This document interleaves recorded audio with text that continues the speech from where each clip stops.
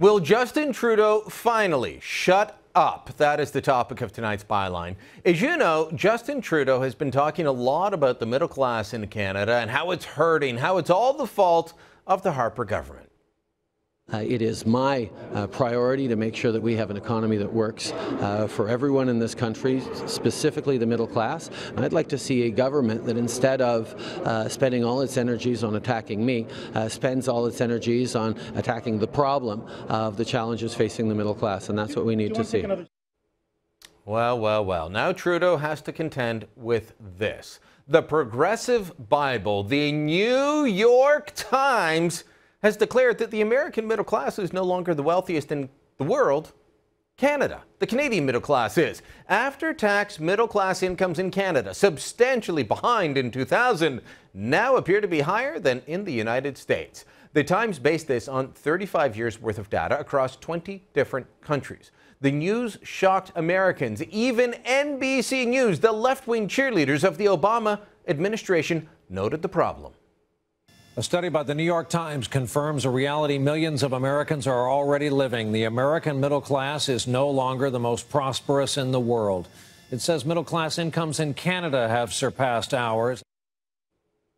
So NBC, the New York Times, the Atlantic, plenty of other progressive outlets, they're all talking about this, how Canada is doing well, outpacing the Americans. This should see Trudeau shut up about the shrinking middle class, the shrinking paychecks and so on, right? Wrong. Trudeau's top advisor, Gerald Butt, simply dismissed the Times story. Haven't seen at Jason Kenney and Canadian Conservatives cite the New York Times disapprovingly since they supported the Iraq War. He went on. If Canada didn't pass the U.S. in economic performance over the last decade, now that would be a story. Really? He's saying if Canada hadn't passed the U.S., that would be the story. You mean if Canada stayed below the U.S., well below, like in 2000 when the Liberals were in charge, then that would be a story? Maybe not, but it would fit the agenda that Butts wants to push. Conservatives are bad, Liberals are good. To heck with the facts. But he doesn't like this story out now because, well, this is the most trusted news source for progressives in the world, and it's dumping all over their big campaign idea.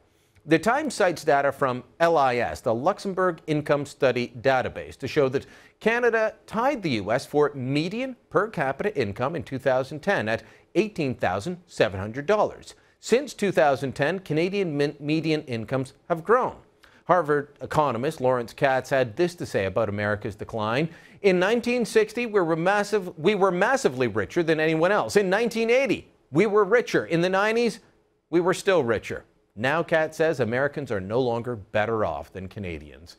We've shown you before that in terms of real income growth, Canadian families have grown. Between 1976 and 2011, the income of families in the bottom 20%, it grew by 33%, from $12,000 to $16,000. The middle 60% increased by 30%, from $30,000 to $39,000, and the top increased 39%, from $62,000 to $87,000. And we've shown you that in terms of wealth, Canadian families are further ahead as well. The median net worth of Canadian families climbed 44% in 2012 from the 2005 level, adjusted for inflation. This, according to Statistics Canada.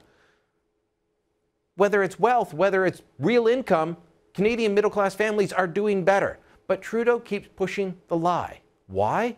Because he believes in the big progressive idea of the day. Income inequality. Yeah, it's true, there is income inequality. It exists. Some people make more money than others. It's always been that way, always will be. And there's lots of reasons for that. Some people work longer hours. Some people work harder. Some people have higher demand skills. But Trudeau, the trust fund baby who inherited his wealth, he doesn't get that. Trudeau didn't have to work for his money, and if I were to play an armchair shrink, I would guess he feels guilty about that. I've told you before that Trudeau, with his big push on income inequality, is essentially embracing socialism. That's what the campaign on income inequality is all about, socialism. And Trudeau appointed Chrystia Freeland as his economic advisor. Her big book on income inequality, Plutocrats, it relies heavily on the work of Emmanuel Saez and Thomas Piketty, two French economists that call for an income tax rate in the range of 70 to 90%. When the Wall Street Journal reviewed Piketty's latest book, capital in the 21st century. The headline read, Thomas Piketty revives Marx for the 21st century. His call for higher incomes, they say, is about ending income inequality, or ending inequality by bringing the rich down. He thinks if you earn money and want to pass it on to your kids or grandkids, well, the state should be able to take most of that. Well, Chrystia Freeland, Trudeau's economic advisor, she supports the ideas these guys put out, and well, if she supports them, then Trudeau will as well. All Canadians should feel good that compared to the rest of the world, our economy, especially the middle class, are doing better than the rest of the globe. True, there are problems, there always will be. We need to keep economic growth going. We need to find ways to revive areas that are slumping. But being number one is good news, unless you are Trudeau.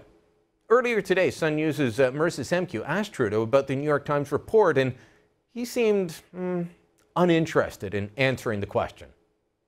Can I get you to comment on Canada's middle class being the richest in the world? Right, thanks. Do you stand by your comments of Canada's middle class?